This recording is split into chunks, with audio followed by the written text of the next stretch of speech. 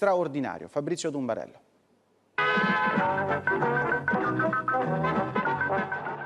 Undicesima vittoria interna consecutiva per il Verona, che eguaglia il record stabilito dal Genoa di Gasperini nella stagione 2006-2007.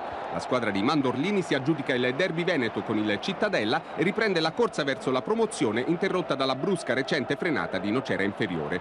Gara senza storia e successo molto più netto di quanto dica il 3-2 finale, con il Verona che domina in lungo e in largo per oltre 70 minuti. La resistenza degli ospiti dura appena un quarto d'ora fino alla rete di Taxidis che sblocca il risultato. La differenza di valore in campo è accentuata dallo stato di grazia di Gomez, che firma una doppietta e mette a ferro e fuoco la difesa granata. Per l'argentino fanno 11 gol stagionali, 6 di fila nelle ultime 4 partite.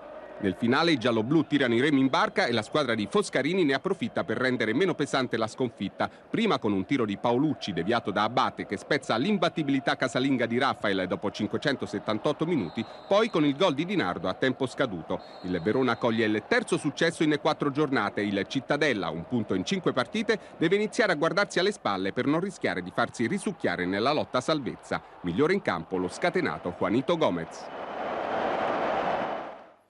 11 vittorie di fila dunque in casa per il Verona. Parlava Fabrizio Tumbarello di Juanito Gomez. Mario Somma, possiamo dire che è uno dei giocatori che vanno sul podio di questo campionato di Serie B finora?